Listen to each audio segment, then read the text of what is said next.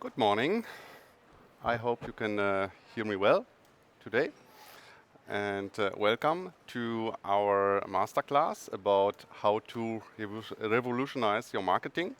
So today we will show you some nice trends about marketing, how you can collect the data, what are the best practices, and how to deal with cookies, and of course the big topic engagement.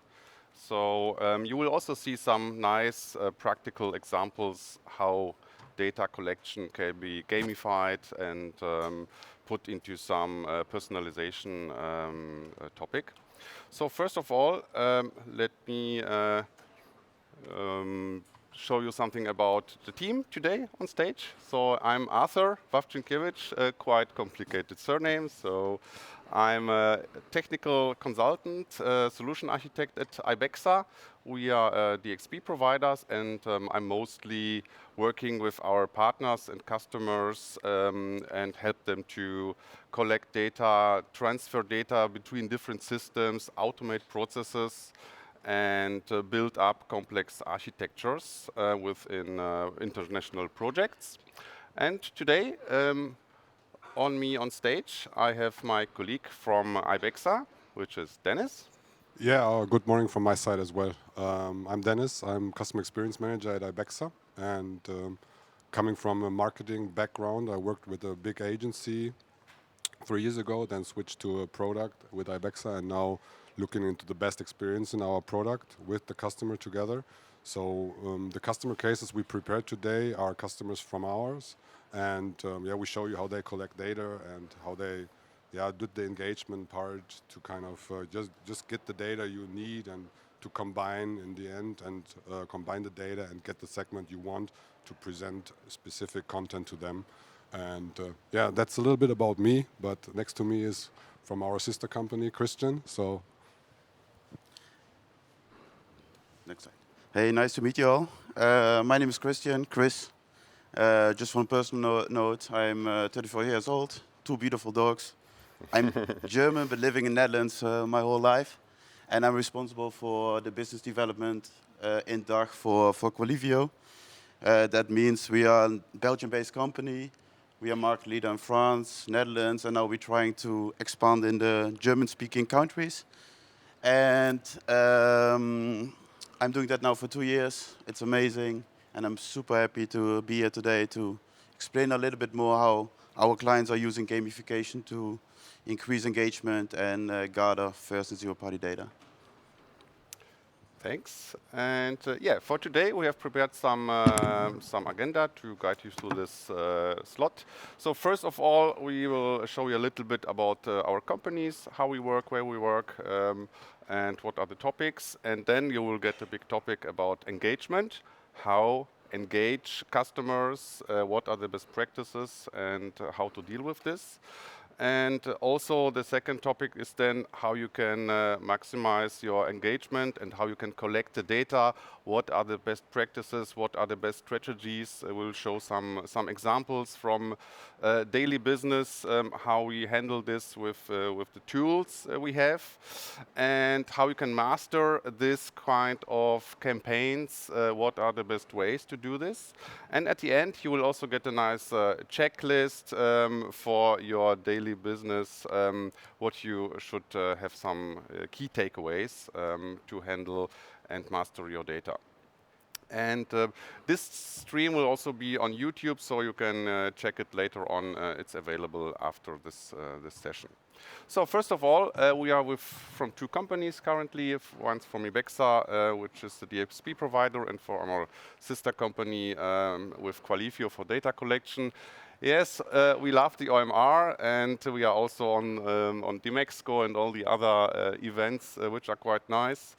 And we had also last year some nice masterclass regarding personalization and CDP. So we are really happy to be here and show you some interesting topics. So from the product side, we will show you today some parts. Basically, we are a marketing platform with all the different functionalities like personalization, data collection. We have some interactive order management, customer portals, and so on. But today we will really focus on the marketing topics and show you how the single and different use cases can be combined together to build up a strategy with data engagement. And some of our customers, we are very widespread on the customers. We have sports clubs, we have some companies which are international focused with mostly B2B, but also B2C with customer portals and building up complex marketing campaigns, international marketing campaigns with a lot of gamification, a lot of personalization, and also with CDP integration to really focus on the products and distribute the products through different channels on different campaigns. And we will also see some references and some cases from real life today. Okay, so let's move then to our colleague from Qualifio. Just a quick note about Qualifio. Qualifio is a data collection platform to easily collect first and zero-party data via gamification or interactive marketing. And our key goal is really establish long-term partnerships with mainly B2C brands to ensure that they can collect GDPR-compliant leads and enrich existing leads, of course, but they are enriching existing profiles in the database. And also, we, of course, have really cool features. And just a quick note, our clients get access to a platform where they can easily create, with zero coding, 50-plus interactive formats. Can be an easy quiz, can be a penalty game, can be a memory game. We do a lot of skin routine finders or like personality tests. They can publish that on their online channels. And in a really fun way, they can collect data from their audiences. And on the right side, you see that many of our clients ask us, okay, what can we do with this kind of data? How can we ensure that our clients stay loyal to us? So we also developed a set of features to create interactive-based reward programs. So we don't really believe in transactional-based reward programs, but really rewarding all kinds of interactions, what you have with your audiences, and to ensure that you really build a strong community towards your brand. And as you can see, we work with a lot of different type of clients. So we have a huge footprint in media. We work with a lot of B2C brands like L'Oreal, Nestle, but also a lot of sports organizations, mainly B2C focus, of course, because it's really interesting for them to collect a lot of leads. But I will tell you more about some use cases in a later stage. Thanks. Yeah, and just to complete the whole picture, we are from the Quantum Group. This is a northern company, which is a software-based company and best of breed. So we have a lot of tools and solutions for the whole marketing game out there.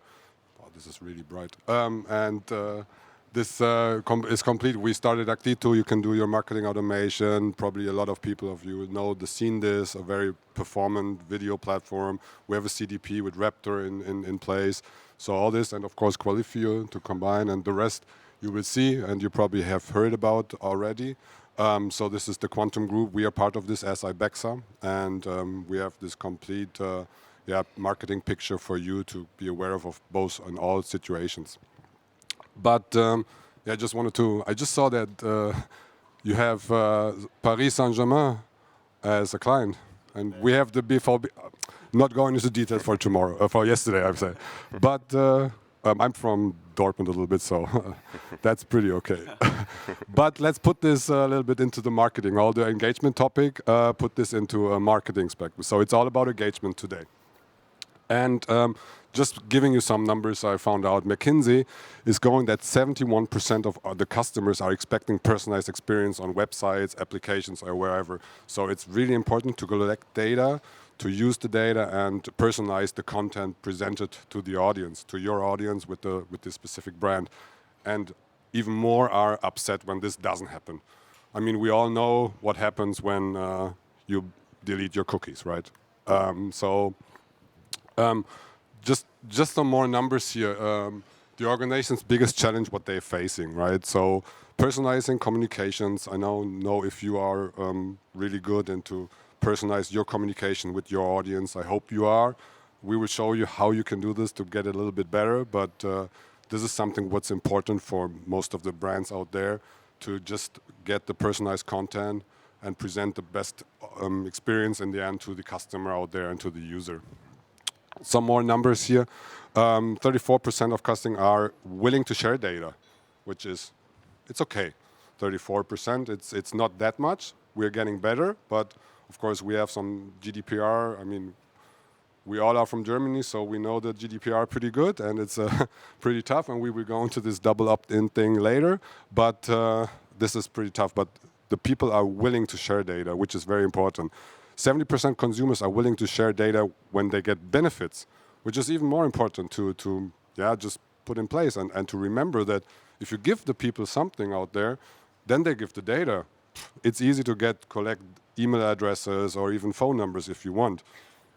GDPR is always an issue, we know, but they are willing to give the data. And 71% will even buy more from brands when you have personalized communications. How good is it when you have a newsletter which is personalized for your needs, for your specific, whatever you want in the end? What do you want to buy? They know already what you want to buy based on, let's say, AI. Maybe it's a buzzword here everywhere is present today, but AI is always something to implement. But you can collect the data. You can just ask the people, what do you really want? And the people are willing to give those information to the audience in itself.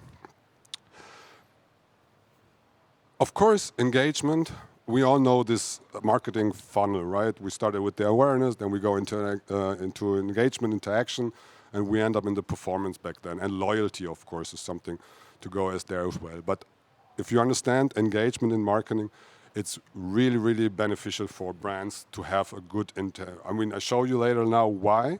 It's very important to have people engage with your brand.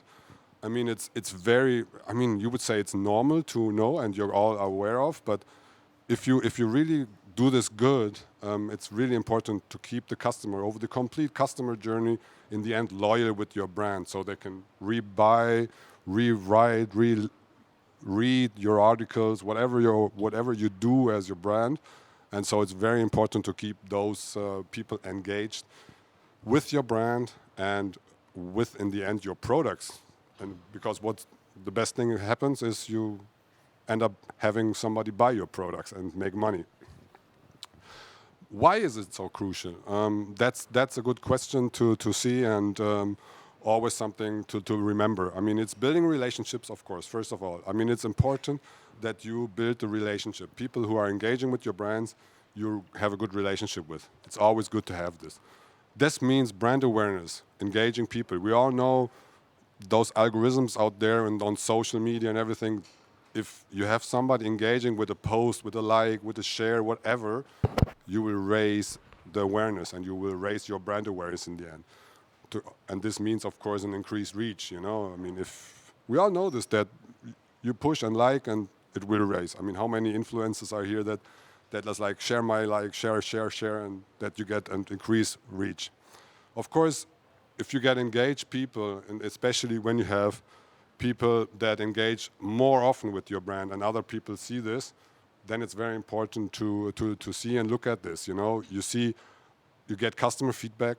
You get insights from those, like, do they like my brand? Do they really know what we are doing? Do they really like what we are doing? How do we do this? So this is very important to be aware of, and this is something what can give you when you look in those. And of course, the trust and the credibility to complete the picture is always. If you see a post that's shared a lot, that's liked a lot, it's most likely that you trust the brand above that post or above that whatever, if you have a comment on your website or whatever, you know, this is really important to be in mind. That's why engagement is very crucial.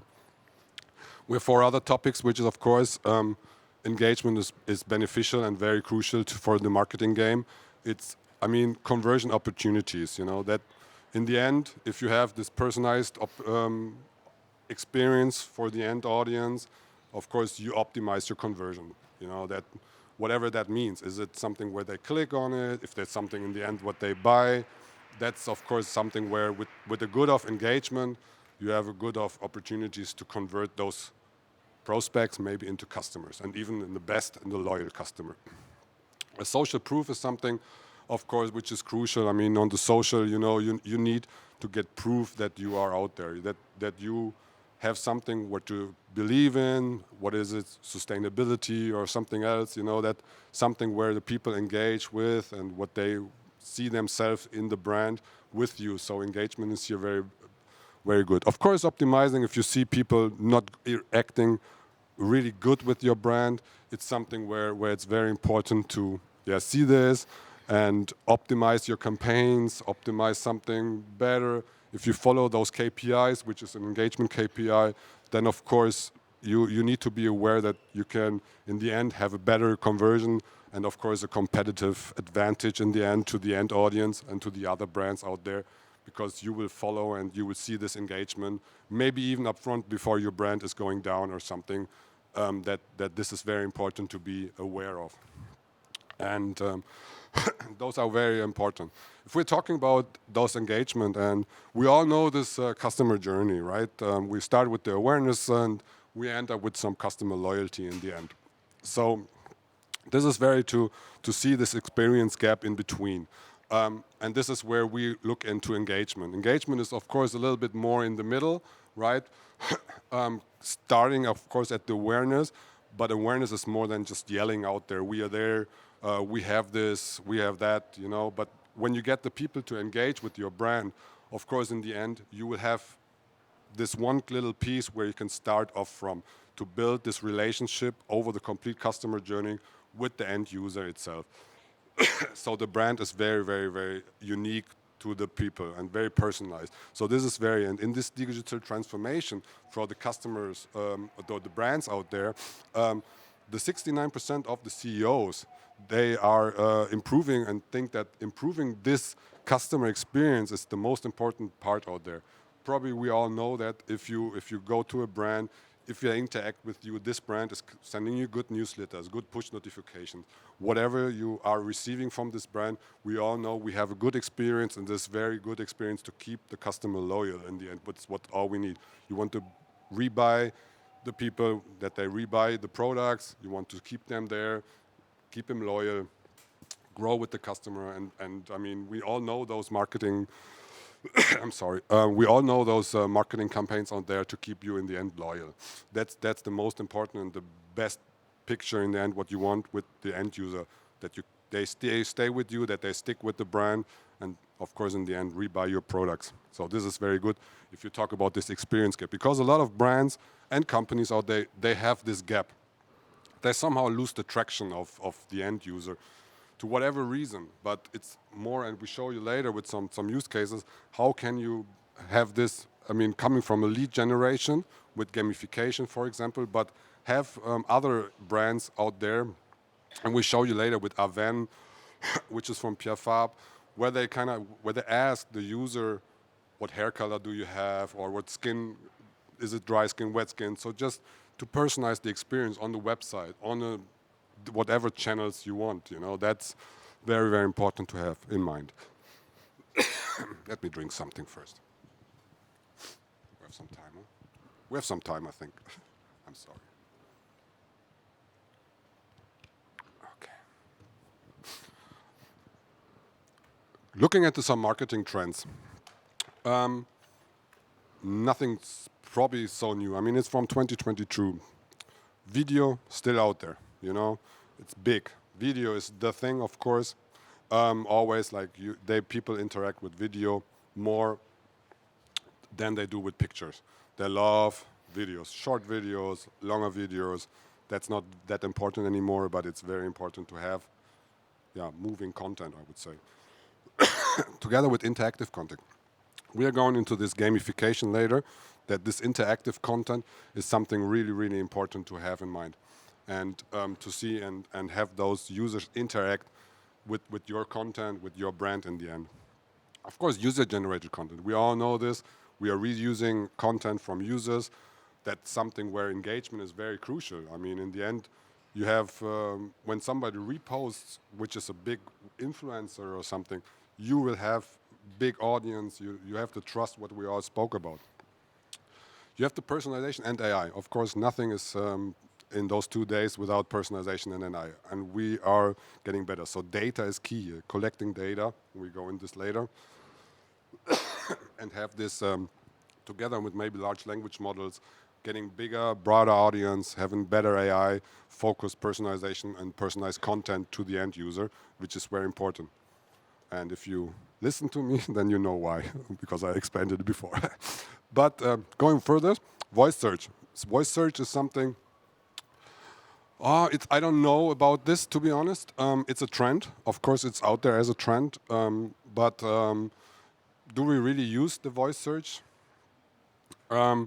I think it's good when you use it to have this as a personalized content as well. But is it something really, really beneficial? It's just a personal note. I don't 100% understand. No, but because I don't probably use it as much as searching with voice. Maybe you do it. I don't know. But if you have it, have this personalized as well. And there are possibilities to personalize voice and personalize the search with voice. Sustainability and responsibility. We all know that that brands out there, they need to be sustainable. It's important. It's very important to have the brands sustainable and people to engage with sustainable brands. We all want to make this world a better place, and this is very important that the brand understands this, so you have people understand and people to engage with such sustainable content out there. Very, very, very important to have this, because everyone is responsible for the world out there. Augmented reality and virtual reality.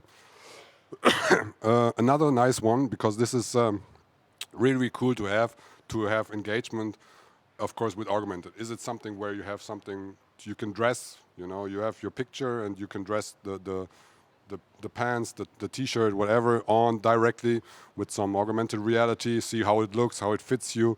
People engage with those content most likely. You know, they love it, they see it, and they really like those engagement parts. That this is very, very important to have in mind. Or if you see something, where can I put my sofa in my living room? Something really important where the people engage, and you get data from that. You know, in the end, you have a lot of data what they show you when you have this. You know.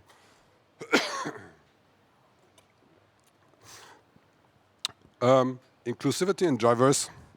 Every brand needs to be diverse. I mean, and every engagement format out there needs to be diverse. So you need to be aware that this is next to sustainable is something very, very important. So diversity is really, really big. And of course, integration of e-commerce. How good is it that you directly have this e-commerce integration into your presentation of your products, into your engagement campaigns, that you directly can buy the products you just engage with. So we have some trends out there. So this is something where it's getting very, very important. We have the chatbots, who are we all know those chatbots, and if the chatbots out there are there to engage with, you get a lot of data from this. We have forms that you can use, and you see all this data coming in with the chatbot. They give you a lot, those end users, if they engage with chatbots. Of course, it needs to be persistent and depersonalized.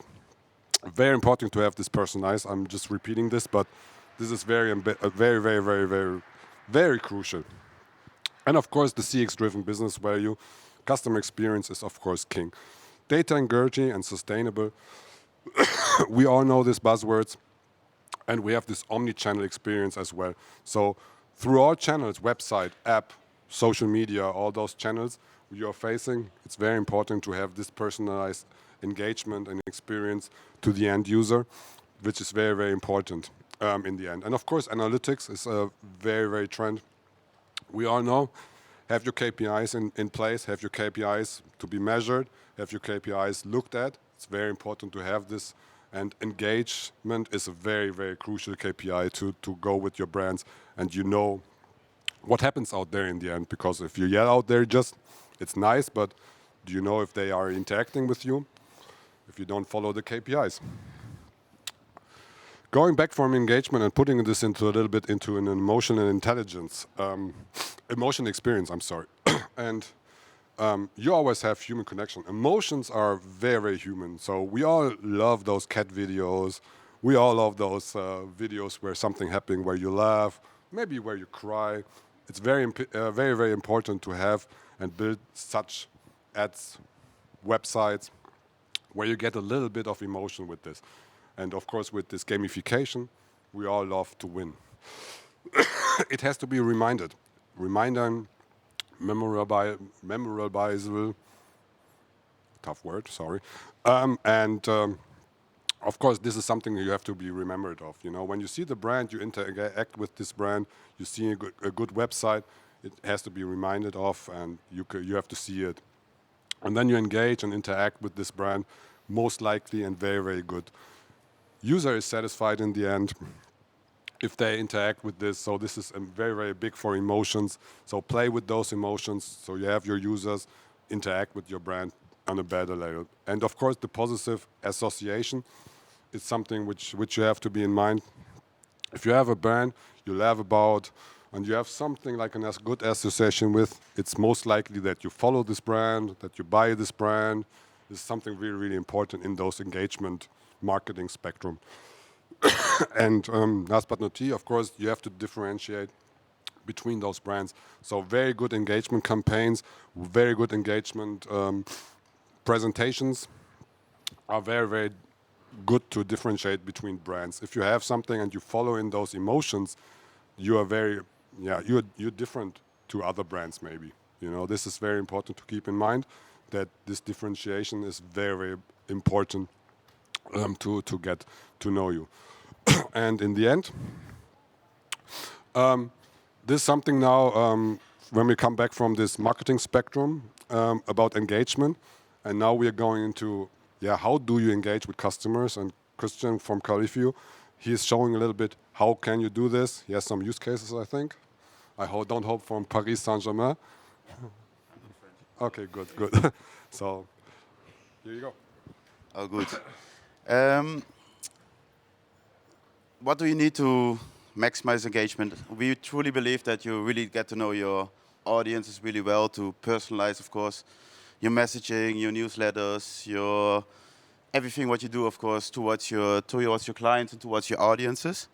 And what we really see with our clients is that they really understand that we as a consumer, we really want to be understood. We don't want to get irrelevant messages. We want to get relevant messages. For me, it's okay to send me a newsletter with a product what I really like, but it should be relevant for me. And that's why I'm also willing to provide data to the brands to ensure that I will get the things what I want to see. And of course, our clients, they want to increase their revenue, or build a really strong community to, of course, build more brand awareness. And that's why I really believe that it's key to understand your audiences in a good way. And this is something what we also see. The main problem, of course, is that people are getting way more aware about privacy, about what kind of data they want to provide. But of course, they're willing to provide it as long as the brand is taking care of the security, of the privacy, of the data what we are providing to them.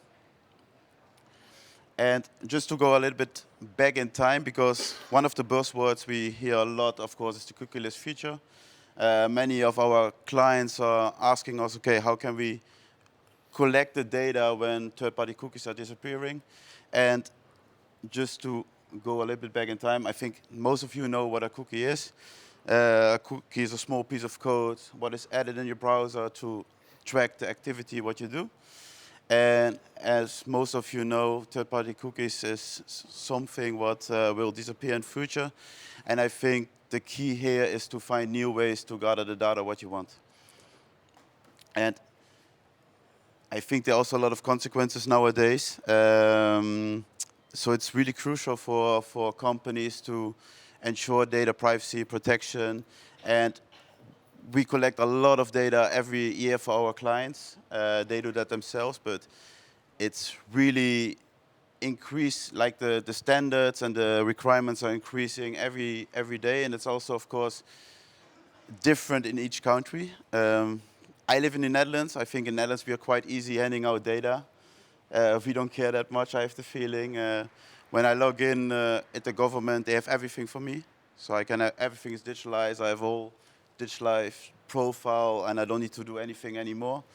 When I do my taxes, everything is already added. But I know in Germany, for example, our clients, they are way more aware of it, and there are way more regulations also regarding the GDPR. So I think it's really important to have a good data strategy and have a good understanding how to collect data in a really transparent and GDPR compliant way. Because as you can see, many of huge companies get large fines by not really performing well regarding the privacy laws in the different regions. What we see is, I think there are a couple of things happening.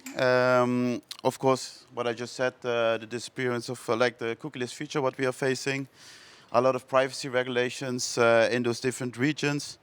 We work with clients worldwide, so we really see the difference also like in the US, for example, or the EU, or in the different regions here in Europe as well.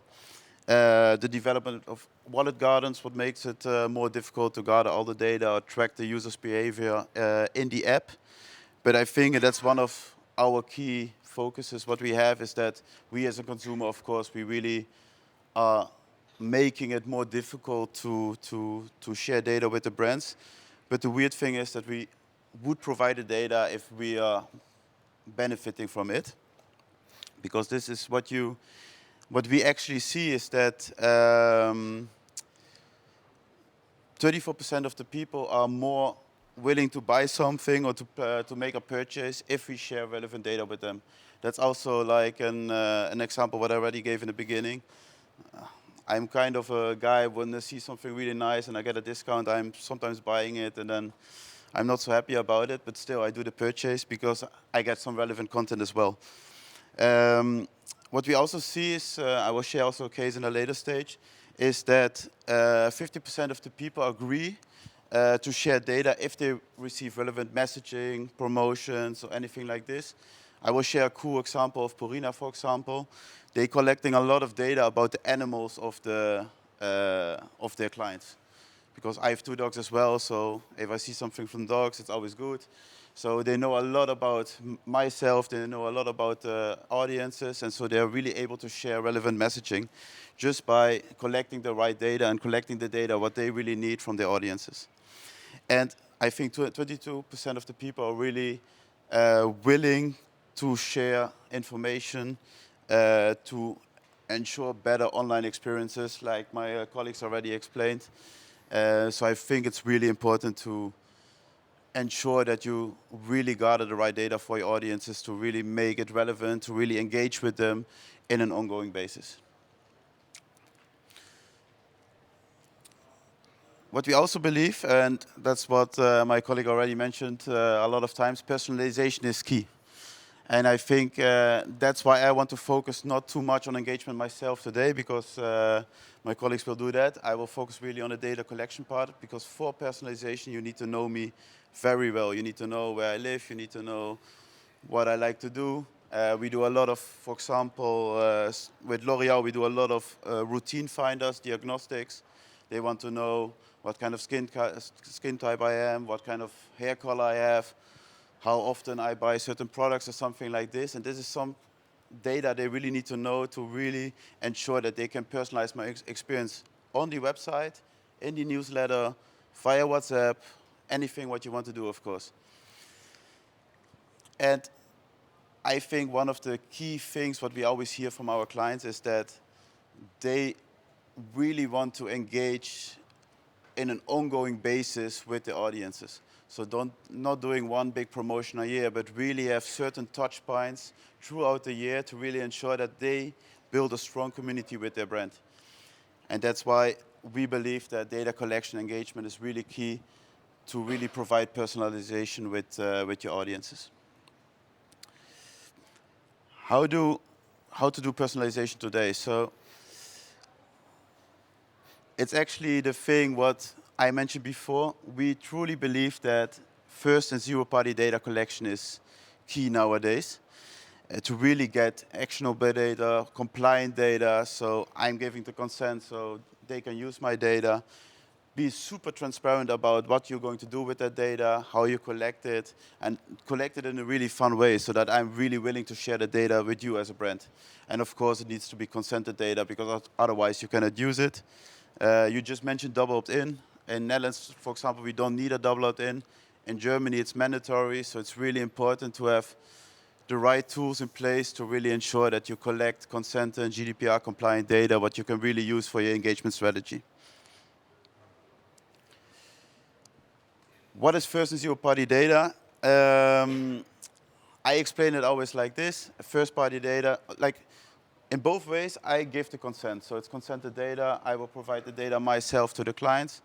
And first-party data for me is like when I do a purchase, I hand out my first name, last name, email address, birthday, or something like this, whatever I like. And zero-party data is for me really the data what I also provide, my interests, what do I like, my requirements, my information, what I want to share, so to say. But it's all consented data, what our clients or the brands can really use to personalize messaging and to really increase engagement. And I don't want to talk a lot about the product, so I'm just going to share some really cool use cases, what I believe are really strong brands who are really leveraging from first and zero-party data collection.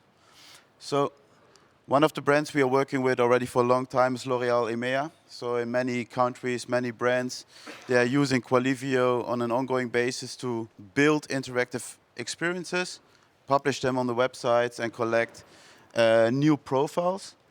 And one key thing, and I mentioned it before, is like we don't believe in one big action or promotion or anything like this. As you can see, last year alone, Qualivio or L'Oréal created 700 campaigns throughout the year with those several brands, several countries. And it can be a campaign like routine finder, what is always online on the website, where you can say like, okay, I have this skin type, I'm 34 years old, anything like this. And on the website, they directly show relevant products. But on the other side, I directly get a discount code to buy this product, so I get a newsletter with these products again, because they know now what kind of products could be super relevant for me. And as you can see, we had 5.5 million participants with those 700 campaigns throughout the whole year. And the cool thing there is, for L'Oréal, it's really a data collection tool, but they're really starting to use it as an engagement tool as well. So it's not only that they're going to create data collection campaigns, but they also have a lot of like engagement campaigns just to make maybe the app more fun or make the usage more fun, to ensure that they get traffic to the websites or get some coupon codes to have sales activations. And one cool campaign, what they always do is, for example, sampling campaigns. So people provide the data and they will get some samples, or they have the chance to get some samples, or like different kind of contests, of course, as you can see, the Wheel of Fortune, what they launching a lot of times throughout the year to just promote new products and to ensure that people can also win some prizes. Because, of course, when we hand out our data, most of the times we want to have something back, and we want to ensure that there's some kind of return for us as well as the consumer. And just an example, what was shared last week in our Slack channel of a campaign what L'Oréal created.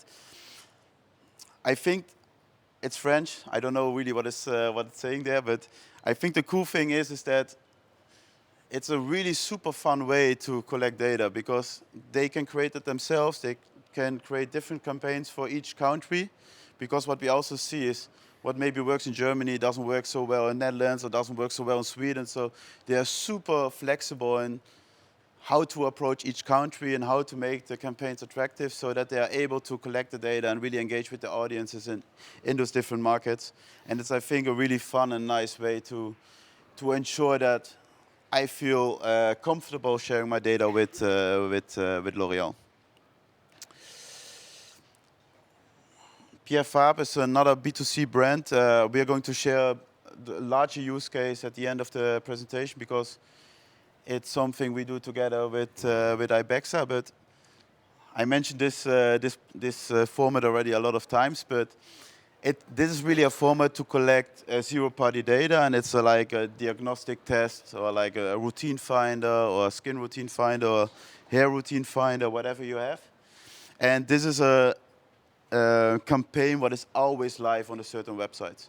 And it helps me as a user or like a client of that website to really get some guidance to find out what kind of products are really fitting to my personal life or personal interests or my skin or whatever you like. And the cool thing is that they really use all kinds of formats to really enrich their databases. So we directly push all the data to the CRM, CDP, and they are able to segment the audiences based on all the data they collect throughout the year. And what they do, they personalize the newsletter with it. They send out coupon codes for certain products. And I think it's really a strong case to really show that it doesn't really matter what kind of product you have. If you have the right data, if you do it in a fun way, you really will be able to really personalize your messaging on in a really nice way. And Purina, I think, is, in my understanding, like we work with Nestle worldwide, and what does it mean? A lot of brands are using Qualivio to gather data, but they also have a lot of engagement campaigns. So I don't want to focus now too much on the data part, but as you can see, they asking every time a lot of questions about what kind of animals they have, what kind of food they are preferring, or something like this. And the cool thing is there, if someone wants to play a campaign to identify themselves, they need to create an account on the website if they don't have it, or they need to log in on the website so we can directly identify these persons. But the cool thing is then that we directly can enrich that person as well.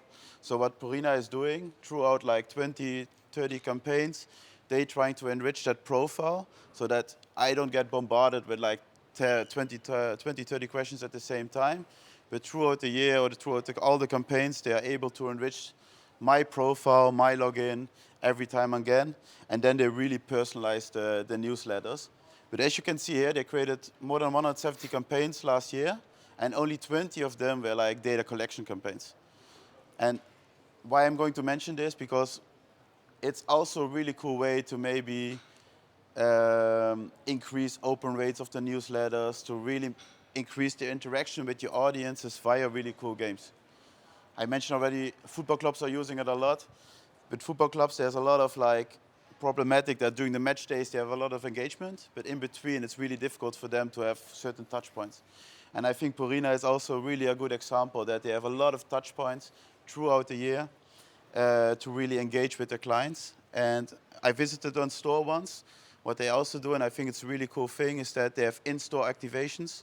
So they build in those stores, they build like big displays with tablets or QR codes on it to really have some kind of in-store experiences, but drive them online to identify the people as well. I'm working for a Belgian company, so I'm going to show a Belgian example because our CEO is kind of a hooligan, I think, for this club. No, just kidding. But he's a diehard fan, and we always sharing this example because I think it's a really cool case to push account creation. And I think many of our brands are looking for new ways to increase their community, or they're having a loyalty program, and what they want to do is like getting more people into the loyalty program. So what we do is integrate with a single sign-on and ensuring that we are collecting new members, so to say, for the loyalty program or for their accounts to really ensure that they can improve their personalization and engagement with me as a fan. And as you can see here is that everything is of course branded, but they asking only a few only a little bit of information from me in the beginning, but throughout a lot of games, they're enriching that profile of that fan every time again. And what does a football club want to know? They want to know what kind of jersey I like, what is my favorite player, what is my favorite number, what is my least favorite team or something like this. Why do they need to have this information? Because they want to send me a newsletter with the new jersey, with my favorite number, and with my last name, for example, directly to me, because of course they want to sell some shirts and they want to make me as a fan more happy about being a fan and be able to really personalize everything what they do in their messaging. And this is an email what our CEO Quentin received. So as you can see, his name is on there, the favorite jersey, and also the number. It's all made possible, of course, because we are collecting the right data for RSCA.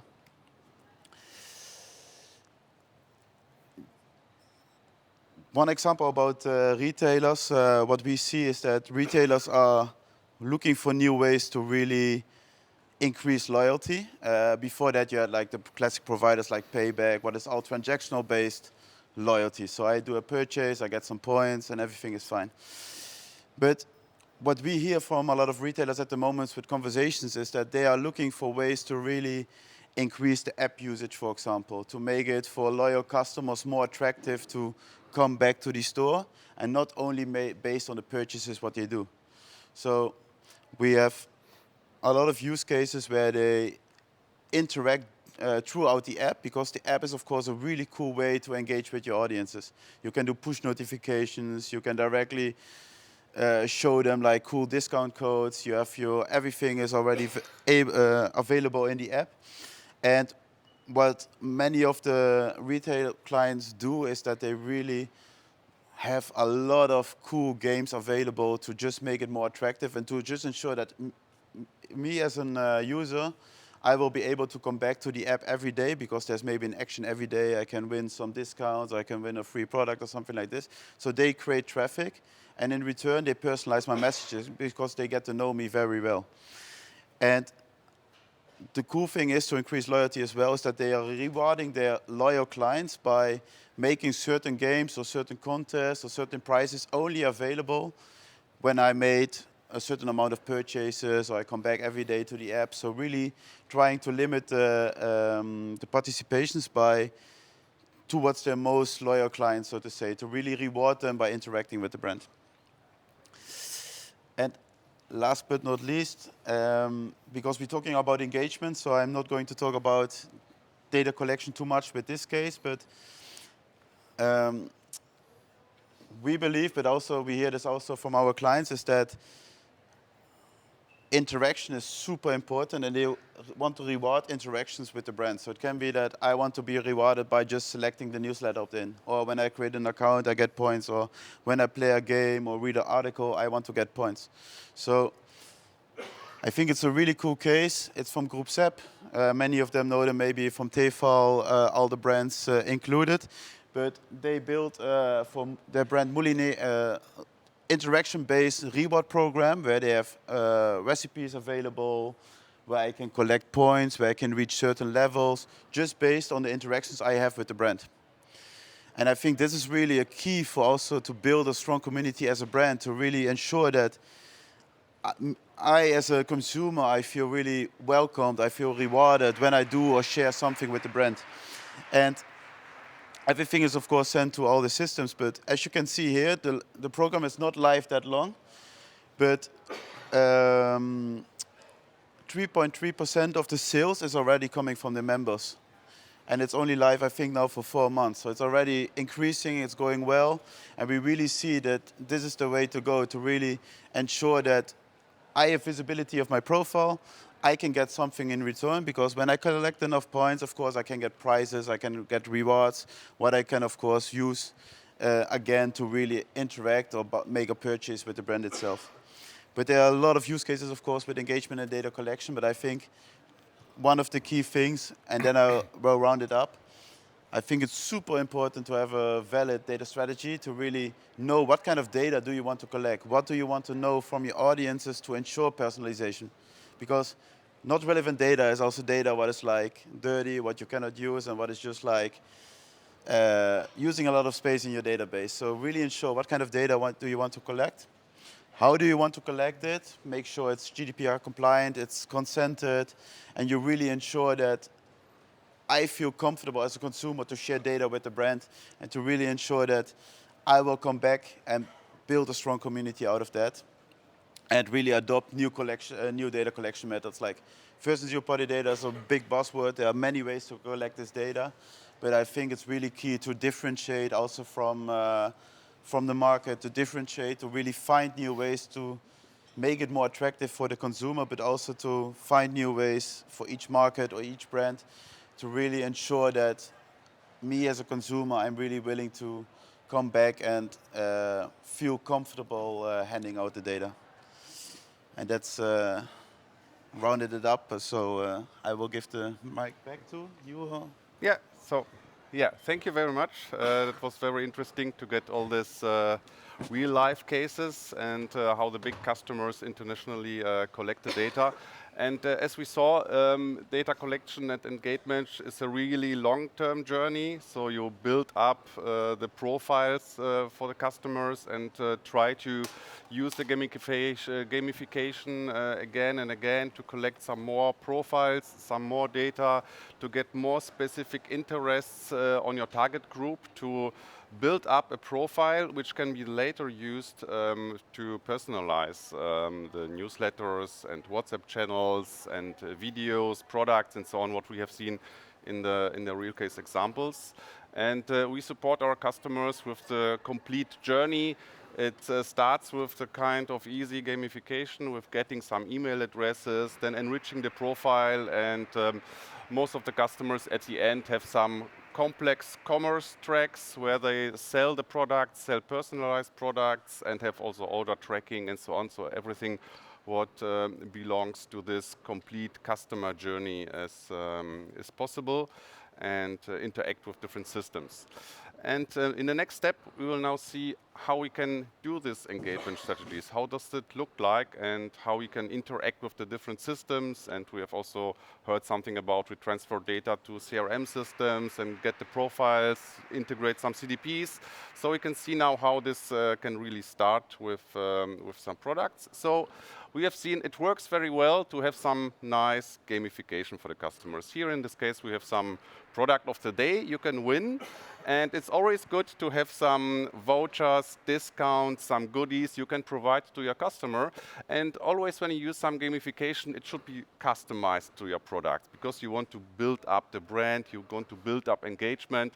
And we have seen this game, I think, also in a different customer case. It was completely different products and different UI.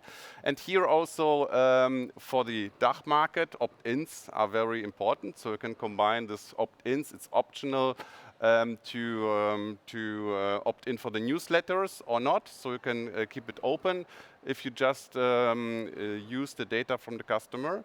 And once you collected the data, it gets interesting. What will you do with your data? How will you automate your process? So in this case, when the customer fills up the campaign, we have a Connect platform, Quantum Connect, where we can combine different tools together. In this case, we have different routes. So if the customer did the opt-in for the newsletter, then we can directly route this information to the newsletter tool. Here in this case, we have some Brevo or Sendinblue, which is quite common in the German market.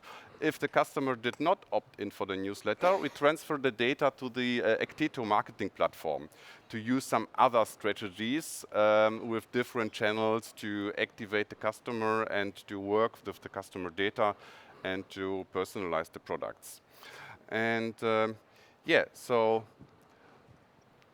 yeah, we can recap a little bit. Yeah, we can recap a bit. What we just saw. Gamification, first of all. Everybody likes to win, like I said. This is very, very key. Get your GDPR compliant, so have the consent in place, have the check boxes in place that you want to receive newsletters, that you are willing to receive this. Like I said, if you have an engaged customer or a prospect in the end, then of course it's very important to have this in place that you are GDPR compliant. And of course the automation afterwards.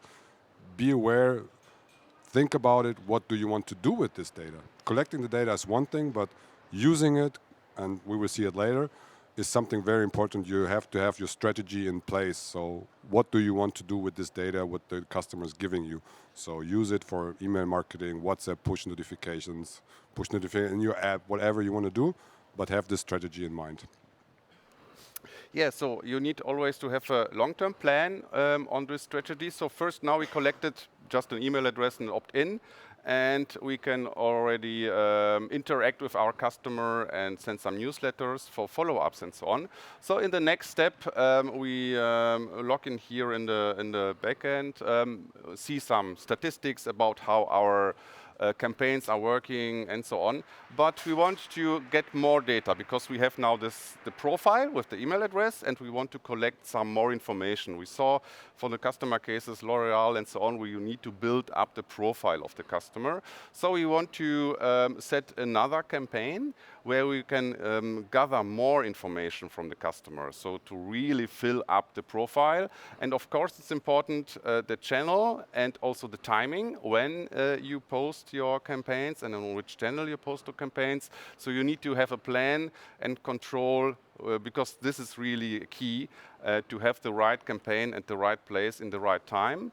And here, for example, we have for this skin care campaign, we have another one which we placed on the web channel for a specific time frame, and we get a 10% discount. So this is always, again, attractive for the customer to fill up some profile.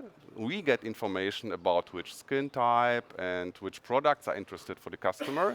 And to get the discount, for example, we combine this with creating a profile so that you can log in. So it gets a really big benefit for the customer to fill the data and to give some information about which interest is there. And we automatically create a profile and get then the discount, for example, for the commerce products. And this again is also automated with the process. So once we got the data from the customer, we can automatically create profiles, accounts in different systems. It depends what system the customer has. So we can fully automate this process. We can create an account. We can give access to special products. We can enable, for example, a VIP area or a loyalty program for this customer. And this can be fully automated. It depends really on the customer, which processes and which backend systems are there to fulfill this information.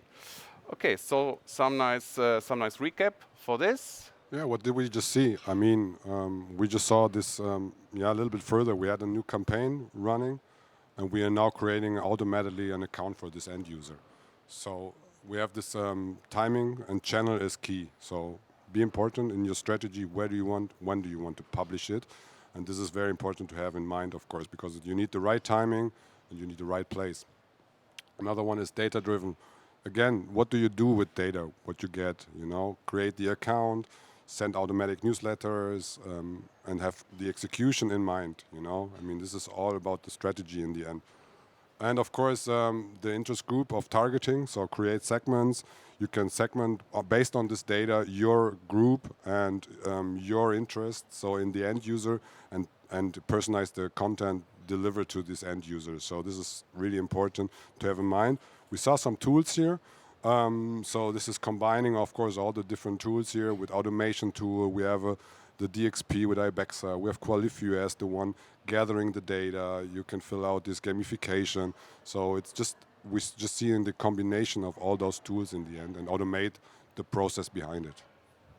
Yeah, so now we saw the easy entry of the gamification and now some profile enrichment. And now we have a real profile of the customer. And we want to target now some customers. So in this case, I use the CDP. So the CDP collects information from different channels, from the transactions, from your CRM system about how often the customer contacted you, some web trackers, what did the customer on the website. And we want to track really a specific target group. In this case, we create for the skincare campaign some target group where we say, okay, we want to target the customers who have a specific profile. In this case, we get from this health profile, which we collected using the second campaign, for example, we want to have some customers which are interested in these anti-aging products. So we have this profile information, and then we combine it with some more specific data. For example, when did they register? When did they log in the last time on the system? When did they visit, for example, our system? So in this case, we want to tackle the users who joined the campaign, filled up this information about skincare is interested for them, and which registered 14 days ago and did not create a profile and did not create a commerce order yet.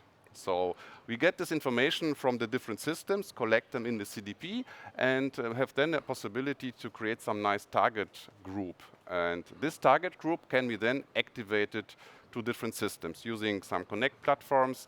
It can be HubSpot, it can be newsletter systems. In this case, we share it back to the DXP, and we get some enrichment for the customer profile. So here, for example, you see that the skincare campaign is automatically synchronized with all the different systems, and the user base which we have in this DXP, for example, it's our example user Anton Winter, who joined the first campaign and the second campaign, and he's now automatically assigned using the CDP to this skincare campaign. So this profile is now in the system and it's assigned to this special campaign, and we want to promote some more information.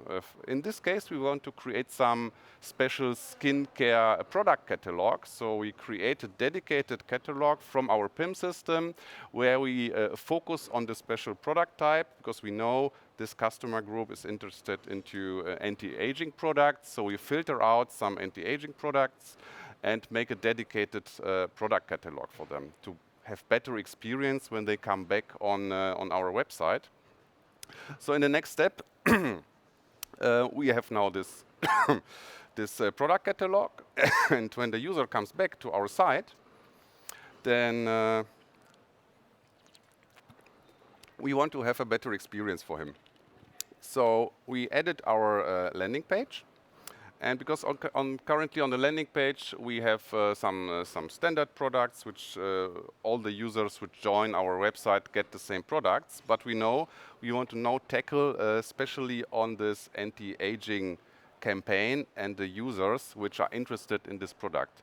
So we use this segment which we got from the CDP system, and use this segment to provide a different content. So when the user comes back on the site, he gets a completely different blog posts, completely different articles, news, and also a completely different product catalog, because we know the profile and we know that this customer group is interested into this anti-aging. So we customize the website or the starting page, landing page, and also put some nice products from the product catalog, especially for this target group. So that we want to upsell the anti-aging products and also have this nice customer experience, because you get on the site and you get this, your interest, your personalized content, which is quite interesting in this case. So for the standard users, you get this, you get the standard products, but we have defined here for the user group with the campaign that you get this anti-aging. So now this is ready, and basically we get some nice preview. We can publish it, and then on the front page, when we log in with Anton Winter, which was now assigned using the CDP system to this target group, so we log in, so we come back. We got some newsletter or push notification or whatever, and we log in to the system, and then we get this personal experience. It can be a customized T-shirt, as we have seen, so it can be different things. In this case, we get this dedicated product, dedicated blog post about skincare and anti-aging, and we also get this dedicated product catalogs, which we can now integrate and combine with some commerce functionalities and upsell and so on. This can be the further journey which we can provide for the customer after we have collected the profile, we can make some upsells, discounts, and so on. So this is a quite nice case how you can get it from gamification through profile building and then end up with a real product purchase and checkout process in this case. I think, yeah, we saw a good case here, which is of course theoretical, but how is the strategy going forward? You know, this is something really what we nice. You have another thing, another tool in place, the customer data platform, which is important. But somebody thought about what do I want to do with the data? Here it's segmenting data. It's looking into the data, presenting data, specify personalized newsletter or personalized content, products, specific for this segment, what you just created in the customer data platform.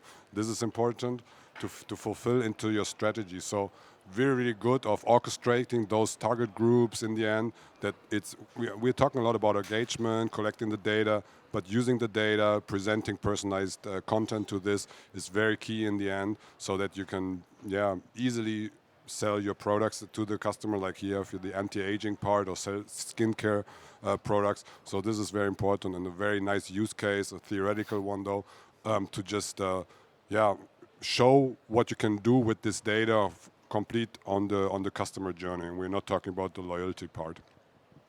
But of course, in this theoretical, we're now jumping a little bit back to PFAP, which is now practical, because this is what they actually did. You know, before that, we showed you what can you do with tools and our tools.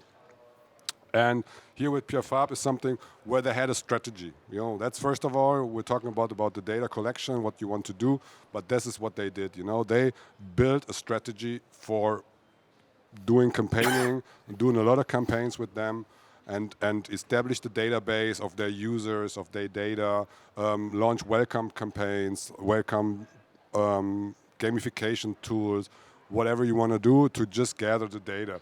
Then there is important that they secure this, you know.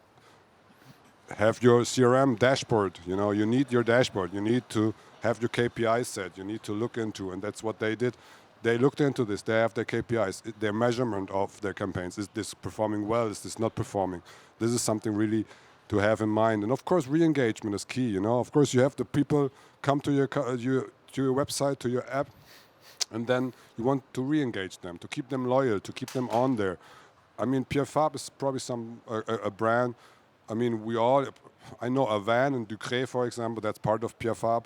So those are big brands here in Germany as well. So this is something to have in mind, how they did this over their customer journey. And of course, enrich this data in the end. Have a qualification effort, you know, implement custom scenarios for them. Have it very personalized and very custom in the end, to foster ongoing the brand engagement, to just be always talking to the end user through your channels you are having. How did they do this? When we go one slide back, we were not standing here, of course, when they did not do this with Ibexa. This is, as of course, as the digital experience platform, as the platform where they integrated the Qualifio tool. And of course, they had this webhook to Salesforce, that's their main CRM, what they use. So they are gathering the data, they are collecting the data in Salesforce, and they use Actito to orchestrate this. In the end, to how do they do this with the data, publish the data, newsletter campaigning, WhatsApp campaigning, email messaging, SMS, whatever channel you are doing, social. So this is something what they are doing constantly. And they have this tool set with Ibexa, Salesforce and Actito, and of course Qualifio integrated into Ibexa, and to gather the data and get the data from the end users.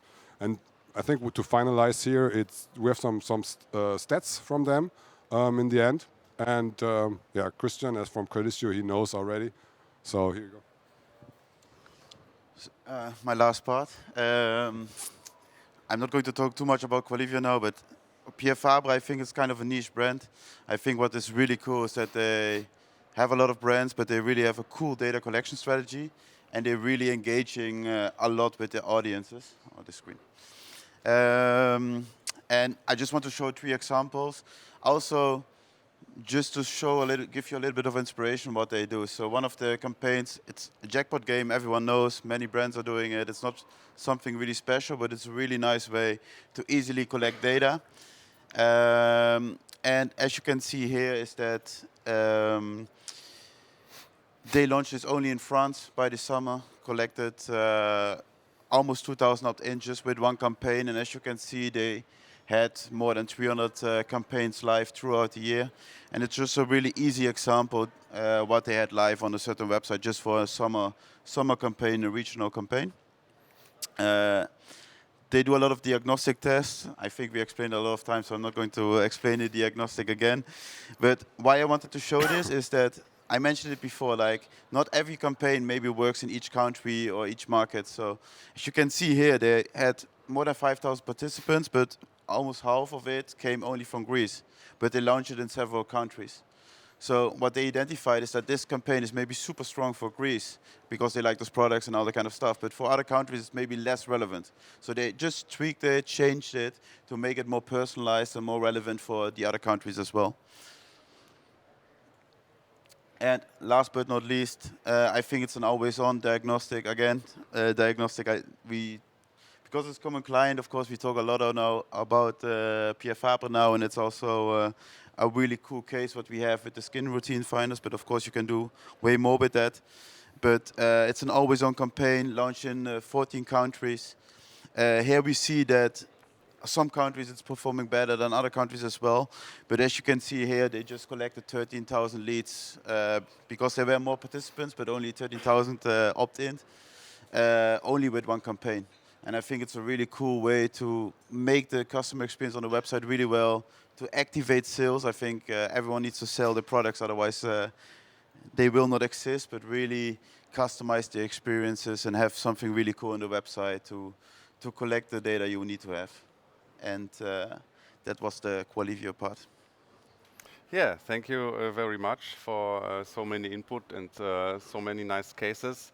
So at the end, we have just put some to-dos on as a checklist for you to have the best practices. So you have always should have this engagement target in mind when you use your campaigns, and you should always set up a KPI, which is really important so that your engagement gets some measures.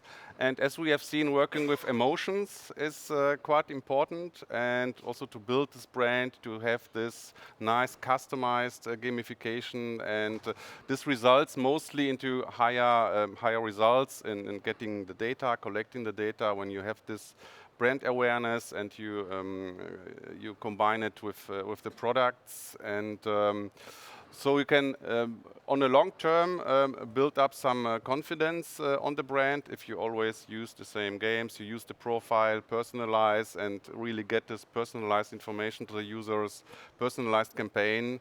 And of course, you should also understand your audience. You should know which needs are there and how you can personalize best, which profile is interesting for you to build up the campaigns, which questions should be used. And as always, it's a really long-term strategy. So you should really see the focus at the end. Maybe it can be some commerce transaction or whatever. So you need to start with a really nice low-level entry, only email address or single profile information, and then enrich by time to have a really nice profile where you can use some CDP systems and so on to, at the end, have some nice targets. Okay, so thank you very much. I hope you liked the masterclass for today, and we are open for questions. I mean, we have some couple of minutes left, so Yep. You guys have any questions? And I am looking. There's one hand. I'm coming to you. You have to answer because I cannot listen here. So. Yes, hi. Thank you very much for the presentation. I understand, and I've heard this couple of days a lot about personalization and engagement. But this presentation as well tends to focus a lot on the B2C side of it. What about the B2B? Do you have any cases that you can maybe talk about, or even some suggestions for optimizing engagement through personalization in a B2B environment? because like a Wheel of Fortune is nice, but it wouldn't work as much in a B2B case. Yeah, I'm the one running around. no. I cannot hear only with you this, so I do it like this. I will give the phone back to Ibexa really soon because they are really B2B focused. Indeed, with Qualivio, we are B2C focused a lot. And I understand your point of view. We have B2B cases like Michelin, for example, who have a loyalty program towards their auto garage, for example, to really make something more interactive with all their clients as well. So we have some B2B cases as well.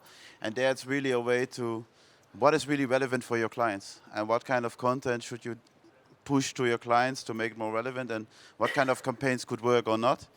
So yes, there are some cases, but to be also honest, it's also a little bit more difficult to find the right way sometimes because B2C is a big boss. Yeah, everyone is focusing on B2C and B2B is something else. But I know the colleagues of Ibexa, they have a lot of B2B focus compared to Qualivio. So maybe you can say something about personalization and customer experience.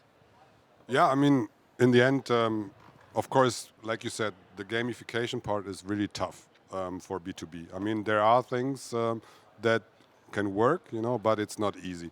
What's really important and what customers use in terms of personalization is really to keep loyal, that they can reorder, that what they purchased, and then they get the recommendations on their personalized behavior when you buy this, even in a big company. I mean, what works for B2C sometimes works for B2B as well. But of course, when we talk about this customer journey, and then, of course, when you go talk about engagement and engaging with the brand, of course, it's really important to have this as a loyal part, that they rebuy it. Of course, sometimes they have a machine, but is it easy if to find like parts of it if it's broken or something that about your user and about your customer? That's really to just get them personalized, to segment them, to publish then of course the personalized data. If this personalized data is just I have a new tool for your machine or something like this, that's personalized, of course, and they don't need to search it, so they are loyal and in the end loyal to your brand. That's something. But of course, you are fully right. It's not easy, and the game is not something. Of course, sometimes it will work. Of course, there are places, but not often. That's fully true. Running around again. Okay, I'm trying to do my best to do it in English. So you were talking about sending out the notifications like via email and WhatsApp or direct message. And I wanted to ask, in your experience, what is the best notification to use, or do you also think that should be personalized for the customer? Tough question. You understood it? I was standing next to her. What is the best channel you want to ask? Huh? The best channel where to? Yeah.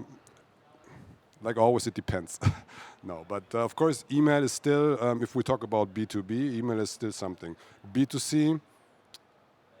Yeah, I mean, well, how much newsletters do you get? Just ask yourself. It's probably too much, right? So important is here that everything what you have is personalized on the end. Of course, that it's very relevant for the person who reads it. If you just get a newsletter, then it's of course something not very relevant, and you just delete it, and that's it. So, of course, in the end, from my personal and what I see from customers is having personalized apps is really something, and push notification in those apps, if they activate this is something where you get the best engagement rate probably from out of it. Email marketing is of course still out there, and it's still something on all those channels you need to do, but having this and combine this with the personalized experience on the website, when you just click on a button and you get direct content which is really relevant and personalized for yourself, that's something to have in mind. So a combination probably in the end is the best. But yeah, probably the in-app alerts or something like this, push notifications, is something which really is important. Yeah. Over there, it's very bright. I'm running, I'm coming. We have, I think, 5 minutes. So. Okay. I have a question for both companies here. Do you have any successful use cases pertaining to NGOs and charities? where you actually get more engagement coming in, get more data retention coming in from emails, from the use of websites. Obviously, I mean, I work for Save the Children Germany. I don't imagine us using like a gamification model for our campaigns. But do you have any experience, or do you have any use cases that could be inspiring in that sense? We'll just ask you quick before you can. Why do you think it's not relevant for Save the Children? Oh no, Are you? the reason I'm here is that I think it is. Okay. I'm sorry. Then I got you I wrong. just want to ask, like, would it be like, do you have any actual, like, real world use cases that, out of your experience, that you've already done? I mean, the fact is that we are, as far as I know, the only charity that is actually like running around these master classes and trying to get to know these companies and see how we can basically innovate the way we work. I mean, I think I actually do not have. I don't know if you have one. I don't have I have an NGO as a customer, to be honest. But I think it's still relevant if you have some key takeaways from here. I think you can pretty easily. I mean, I have already things in my mind which you can adapt to have this as gamification. I mean, Save the Children. There's so many campaigns you probably can do. You know, I would assume. But do you have many? I don't have plenty. No, you don't have any, Joe? We don't have a reference in that field, but it really depends who you want to target. Do you want to target me as someone who's donating, of course? Do you want to do something for the kids or something else? There are a lot of different type of use cases what I can think of. Sorry? Potential donors. I've been donating. I always have the feeling you want to do it because it needs to be a personal thing. I want to donate to the Save the Children because, of course, there are a lot of organizations I can choose of, and I think what we see, of course, and that's something what is super relevant in every case is like games are super cool, but games are just there to make it sometimes more appealing or attractive or something like this. But most of our clients, they're using quizzes, personality tests, and all that kind of stuff. So I can see something like this could be super relevant to see, like, okay, do the personality test and see, or like make a knowledge quiz out of it, something like this. Because I think sharing knowledge is super important. Especially what you do. What are you going to do with everything what you receive? What are kind of projects you have? And with a lot of organizations, we see that knowledge games are really super, super, super important to really target the right audiences and to make it more appealing for them to maybe donate or become a client or create an account or select a newsletter, opt in to really engage with them. So knowledge games is really something what we see in a lot of different sectors, like also travel, leisure, but also like FMCG, football. But I don't have now a direct reference as what is the perfect fit, so to say.